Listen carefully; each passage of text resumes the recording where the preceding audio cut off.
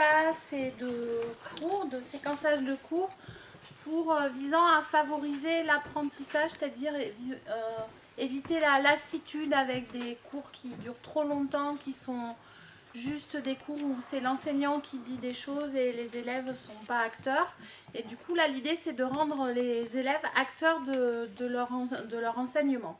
Donc, ça démarre, les cours, ils durent 1h20, et là, ça démarre par 15-20 minutes. On est en 6e, on est en histoire, et on travaille sur la romanisation. Donc l'enseignant, il fait avec son tableau numérique, il présente des informations générales sur la romanisation à l'ensemble des élèves. Il y a des échanges, ils ne prennent pas de notes parce que de toute façon, tout le cours, ils pourront le retrouver après sur le site internet du cours. Il y a des échanges entre les élèves et l'enseignant, et au bout d'un quart d'heure à peu près, l'enseignant va expliquer la suite du travail qui se passera dans la salle d'à côté qu'on appelle le Learning Lab. Dans cette salle, en fait, l'enseignant il va diviser les élèves en groupes. C'est lui qui va former les groupes avec des élèves qui sont plus compétents, d'autres qui sont moins compétents, et ils vont travailler sur un projet. Et là, le projet sur lequel ils vont travailler, c'est l'étude des monuments de Toulouse à l'époque romaine. Donc, tout le monde passe ensuite dans le Learning Lab. Les groupes vont se retrouver devant le tableau.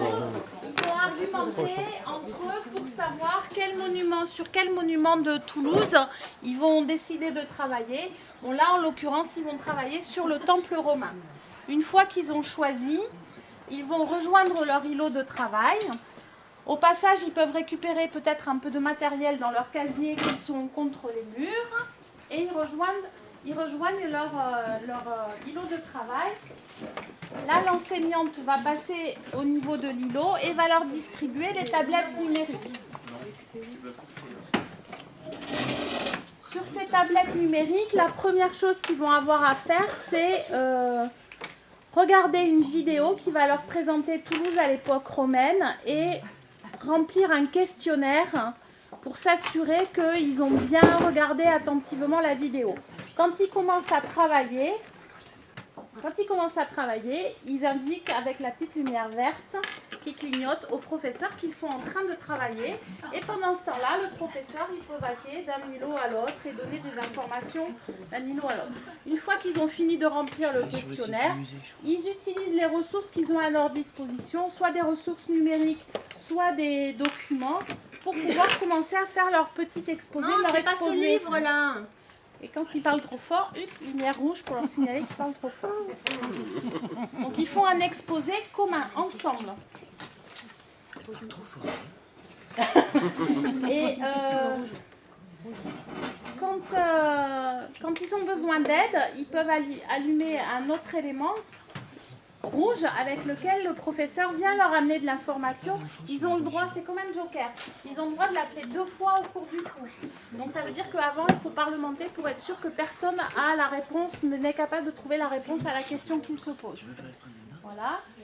Ils peuvent aussi utiliser un tableau numérique qu'ils ont ici ou un tableau blanc pour prendre des notes qui seront visibles de tout le monde.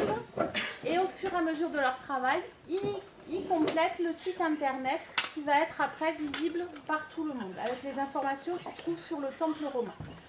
Quand la séquence est terminée, tout le monde rejoint le mini-amphi. Là, chaque groupe va passer auprès du tableau numérique et présenter aux autres élèves l'avancée de leur travail. Donc là, l'avancée du travail sur le temple antique de Toulouse, qui est venu donc alimenter le site internet qui est consacré au cours d'histoire, et qui sera ensuite visible par tous les autres élèves. Donc ils présentent ça, et puis on imagine que peut-être il faudra 2 séquences complètes pour arriver à tout finaliser, et quand la séquence complète est terminée, du coup on peut utiliser ça pour venir compléter le petit puzzle de la maquette de Toulouse antique qui va être elle aussi constituée en cours de techno.